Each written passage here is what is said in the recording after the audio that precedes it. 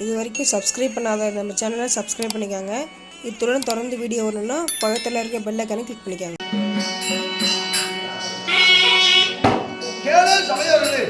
ஸ்ரீ ராமச்சந்திரமூர்த்தி சிற்றன்னை வார்த்தை கேட்டு 14 வருஷம் கானகம் போக வேண்டும். அப்படி 14 வருஷம் கானகம் போவதாக இருந்தாலும் அவருடைய மனைவி சீதாம்மாவை அழைக்க சீதாம்மா சபைக்கு வருகிறார். அன்று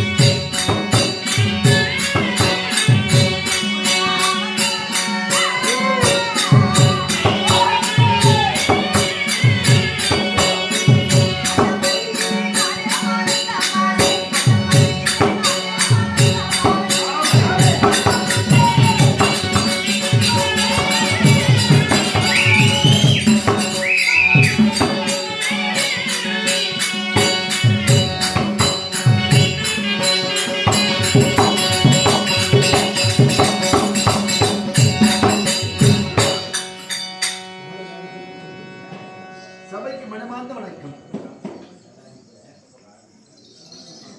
வணக்கம் வணக்கம். அம்மா நாட்டுக்கு நாள மகாநாடு அறுவையும் பெருமையும் பேரும் புகழும் சிறந்த புது வேளமங்கலம்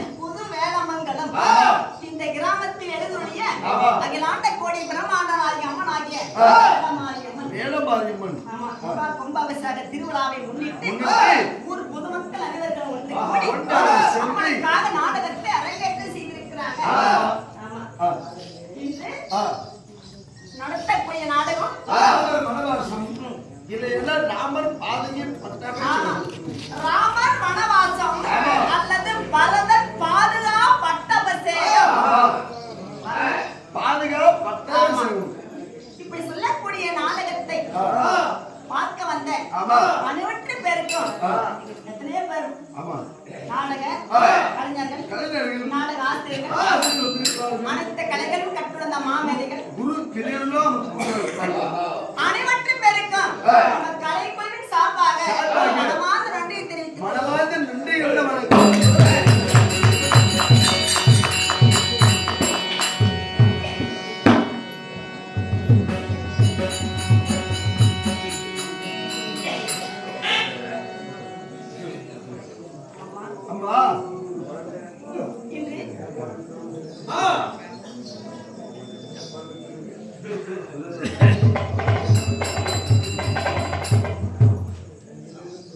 அது மட்டும் இல்ல நம்ம குருவாக விட்ட நம்ம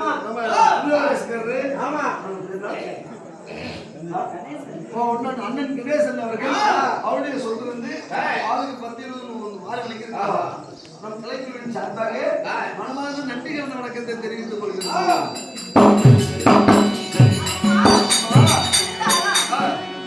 இந்த நாடகத்தில் நான் யாரு? என்னுடைய பெயர் என்ன? ஏம்மா? தெரியுமா என்ன? நாங்க சொன்னதாம்மா தெரியும்.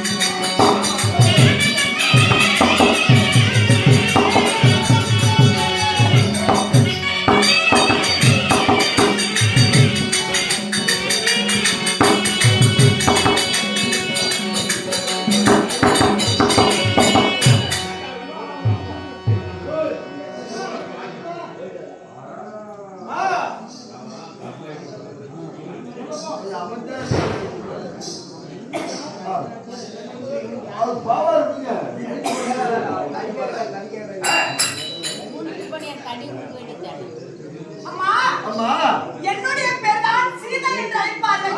உன்னுடைய பெயர் சீதை. ஆமா. அம்மா, உன்னுடைய பெயர் சீதை என்கிறாயே, இது சிறிய பெயரல்ல. அம்மா, நான் யாருக்கு மகளாக பிறந்தேன்? வேறுபட்டவருக்கு மகளாக பிறந்தேன்.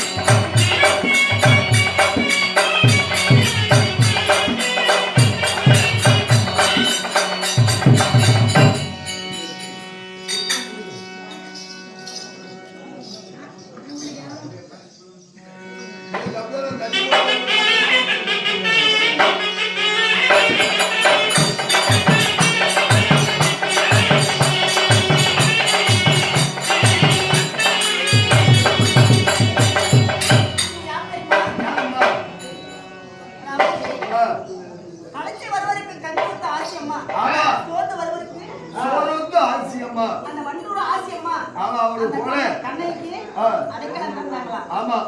அப்படிப்பட்ட அம்மாவாகிய பார்வதி அம்மா அவர்களும்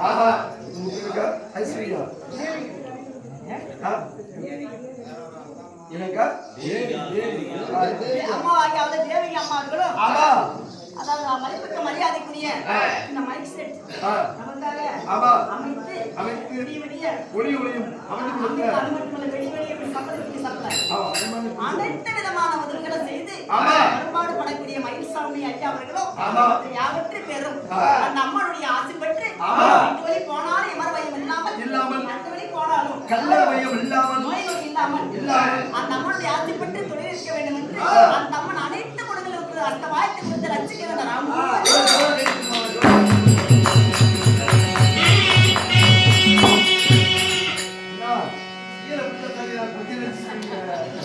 கையில் மேல துணி தட்டுக்கிறேன்.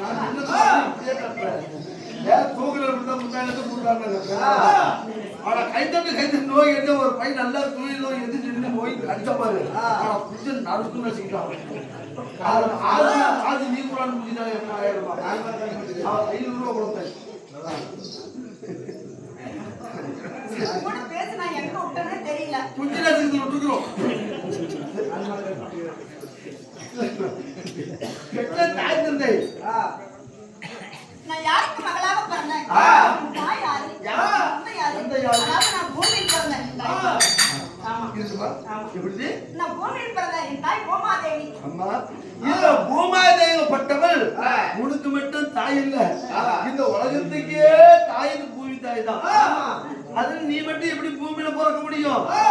நான் பூமியில பிறந்தேன்னா நான் ஏன் பிறந்து நான் எங்க பிறந்து எங்க வளர்ந்து எனக்கு உண்மையான தாய் தந்தை யாரு? யாரு?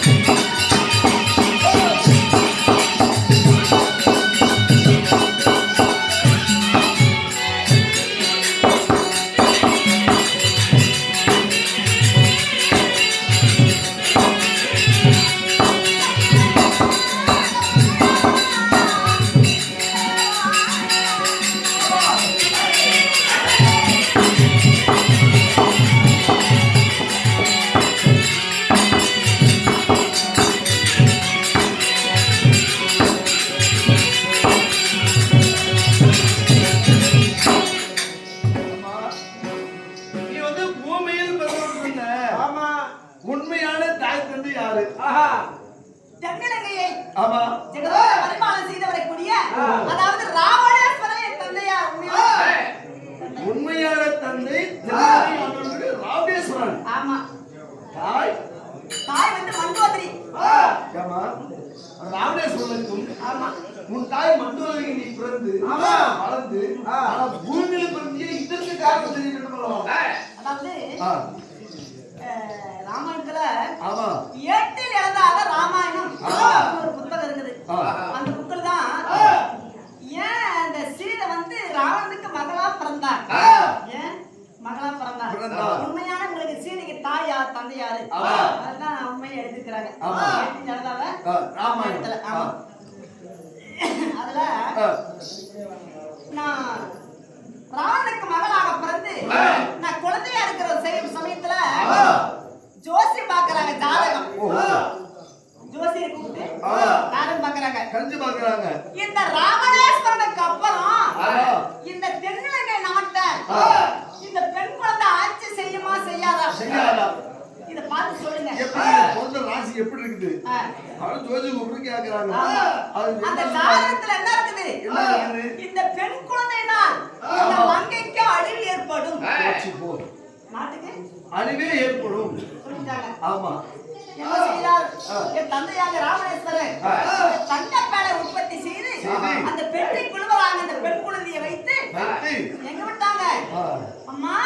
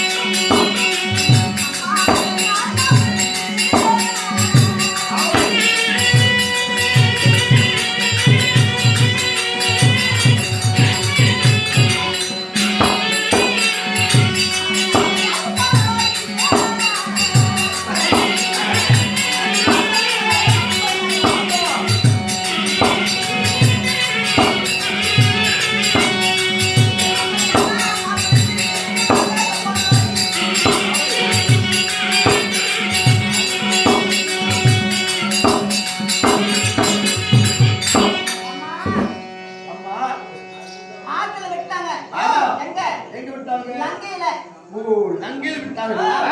இப்படி போச்சு வலதேசம். எப்படி வடக்கு போச்சு? இல்லம்மா, பூமியுடைய வாட்டமே இப்படி தென்கிழக்கு தான் இருக்குது. சொல்றேன் இருக்கிற மேப்பே சொல்லுது. உண்மைதான், நான் இல்லை. ஏமா அக்கா, இங்கே போச்சு கொஞ்சம்.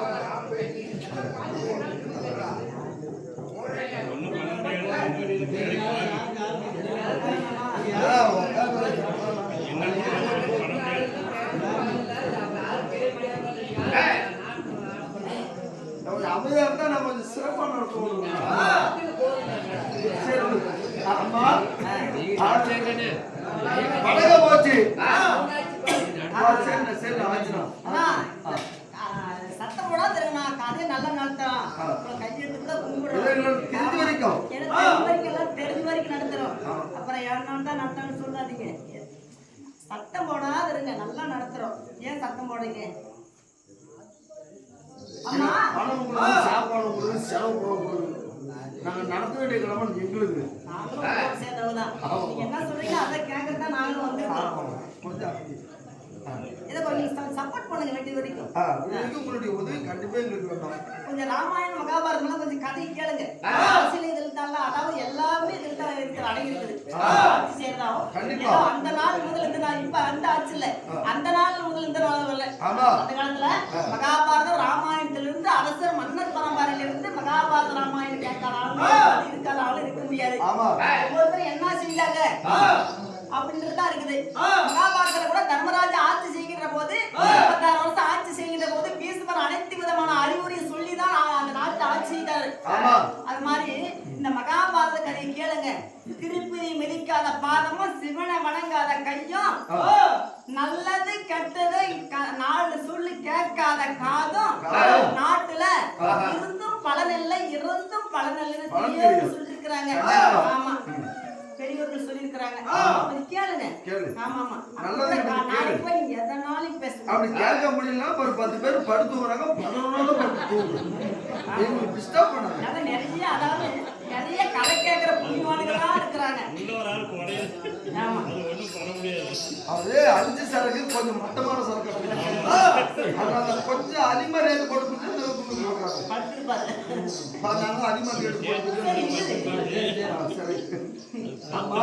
அதாவது வடக்கு திசை போச்சு. ஆமா, பூமி இருக்குது தென்கிழக்கு தான் இருக்குது. நீ வந்து எப்படி வடக்கு போச்சு? ஆமா, எப்பயுமே மழை பெஞ்சா மேற்கு, மழை பெஞ்சா கிழக்கு போகும், வடக்கு பெஞ்சா தெற்கு போகும். சாயல தென்கிழக்கு. இப்ப லங்கையில ராவணன் போயிட்டு விட்டு ஏன் வட தேசம் போச்சு? ஆமா, கன்னியாகுமரி என்பது அந்த காலத்துல இல்லையா? கன்னியாகுமரி என்பது இல்லை. அதாவது கன்னியாகுமரி இருந்தது, இமயமலை என்பது இல்லை. இமயமலை என்பது இல்லை. இமயமலை என்பது கடலில் மூழ்கி இருந்ததா? ஆமா, இப்படி சாயலா இருந்ததா? மூழ்கி இருந்தது. ஆமா, சரி. அந்த சாயலா இருக்கு தருவாயில் தான் இந்த பக்கம் பெய்யுற மழையெல்லாம் தண்ணியெல்லாம் அந்த பக்கம் வடதேசம் போச்சு. தமிழ்நாட்டுல இருந்து வடக்கு நோக்கி போகுது. ஆமா, சரிமா, போய்தான். அதனாலதான் அந்த ராவணேஸ்வரன் விட்ட அந்த பெட்டியாகப்பட்டது இப்படி வடதேசம் போச்சு. ஆமா, போச்சு, வடதேசம் போகுது. மிதிலை மாநகரம் போகுது. ஆமா, மிதிலை மாநகரம் எங்க இருக்குதுன்னா நம்ம இந்திய நாட்டுல பீகார் மாநிலத்துல. ஆமா, இந்திய நாட்டுல பீகார் மாநிலம். ஆமா, பீகார் மாநிலத்துல தான் அந்த மிதிலை மாநகரம் இருக்குது. ஆமா, அந்த மிதிலை மாநகரத்துல தண்ணீர் அங்க போய் மண்ணோடு மண்ணா மணல்ல மூடிடுச்சு. ஆமா, பெட்டி மூடி விட்டது. அந்த தண்ணி வடிய வடிய ஆமா, பாத்துல தண்ணி வடித்தல் மேட்டூர் குடைங்கல்ல. அப்ப என்ன பண்ணுவாங்க? மூணோட காலெல்லாம் ஓட்டாங்க. ஆமா, அப்ப ஜனக மகாராஜர் ஏர் விழுவுறாரு. அப்ப ஒரு பெட்டி ஒண்ணு கண்ணுக்கு தெரியுது, கழுத்துல மாட்டுது. ஆமா, எடுத்து பார்த்த உடனே அழகான ஒரு பெண் குழந்தை. அவருக்கு ரொம்ப நாளா குழந்தையே இல்ல. அந்த ஜனக மகாராஜனுக்கு குழந்தை இல்லை. ஆமா, முதலைமா நாட்டு ஆட்சி சீர்வரக்கூடிய ஜனக மகாராஜனுக்கு பிள்ளை இல்லாத காரணத்தால இருக்கிறாரு. அந்த குழந்தைக்கு என்ன பெயர் இருக்கிறாங்க? என்ன பெயர்? வடநாட்டுல ஆமா, அந்த கலப்பைக்கு கொழுவுக்கு பெயர் சீதா என்றுதான் பெயரான். அதே பெயர் அந்த குழந்தைக்கு வைத்தார்கள். ஜனகனுக்கு மகளாக அமைந்ததா எனக்கு ஜானகி என்ற பெயரும் இருக்க வேண்டும் அல்லவா? அதனால ஜானகி என்ற ஒரு பெயரும். அதாவது எனக்கு மைதிலி என்ற ஒரு பெயர் உண்டு. செல்லமாக மைதிலி என்று அழைப்பார்கள். மைதிலி. ஆமா, சரி. வைதேகி என்று அழைப்பார்கள். வைதேகி இப்படி பல பெயர் உண்டு. ஆமா. இப்படி பல பெயர் பெற்று பெற்று நான் சிறுமாக செல்வாக்காக வந்து என்னை யார் திருமணம் செய்தார்கள்? அயோத்திமா நகரை ஜெகதோடு பரிவாரம் செய்து வரக்கூடிய இந்த உலகமெல்லாம் போற்றும்படியாக யார் தெரியுமா? யாருமா? தசரத சக்கரவர்த்தி புதல்வராகிய ஸ்ரீராம சந்திரனை மாலையிட்டார். ராமச்சந்திரமூர்த்தி உன்னை எப்படி திருமணம் செஞ்சாரு? கல்யாணம் தான். எல்லாரும் கேள்வி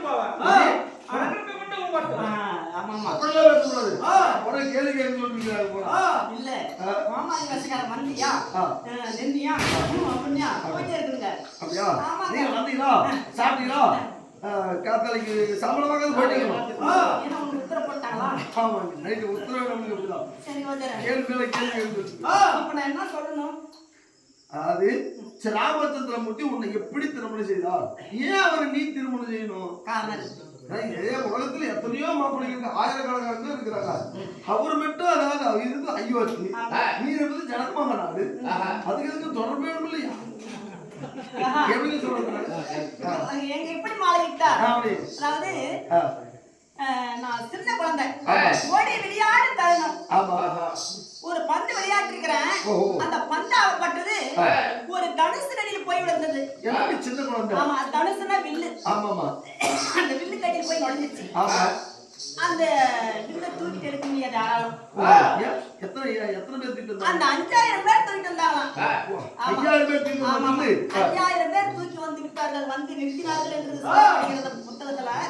அந்த வில்ல சாதாரணமாக இலக்கையால் அப்புறமாக படித்துவிட்டு நான் அந்த பந்தை வழக்கையில் எடுத்து சின்ன புள்ளி போட்டு எடுத்து பக்கம் வச்சுட்டு விளையாடிட்டு என் தந்தையா ஜனக மகாராஜ் பார்த்து அசத்தட்டாரு. அப்பா இப்பேற்பட்ட அம்சமான குழந்தைய நாங்க பார்த்ததே இல்லையே. 5000 பேர் எடுத்து வந்து தனுசு இந்த ஒரு குழந்தை அழகா தூக்கி வந்து ஒட்டகையில வச்சுட்டு அது மாதிரி சோத்து விளையாட்டு கிடக்குது. என்ன ஆச்சரியம் வருது?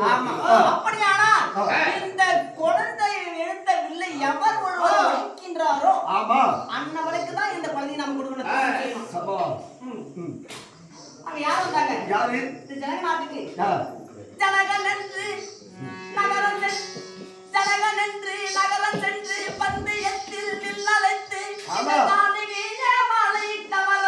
அப்படி போடுங்க. ஸ்ரீராமச்சந்திரன் இந்த ஜானகிய மாலையிட்டவரா அப்படி அங்க வந்தாரு. ஜனகமார் பந்தயத்தில் நில்லழைத்து ஜானகியே திருமணம் செய்தாங்க. நீங்க ஒரு முறை சொல்லுங்க. நீங்க வாத்தியாரு. ஜனகன் என்று நகரம் சென்று பந்தயத்தில் நில்லழைத்து இந்த ஜானகிய மாலையிட்டவரா ஸ்ரீராமச்சந்திரன் இந்த ஜானகிய மாலையிட்டவரா. அப்படி மாலையிட்டு இந்த அயோத்திமா நகரத்துல எந்த விதமான குறைபாடு இல்லாமல் வாழ்ந்து வருகிறோம். இந்த மாமிமார் மூவர் 3 பேரு. யாரு? கோசலை, கைகை, சுமத்திரை. இருந்தாலும் மன்னவரை பார்க்கணும்.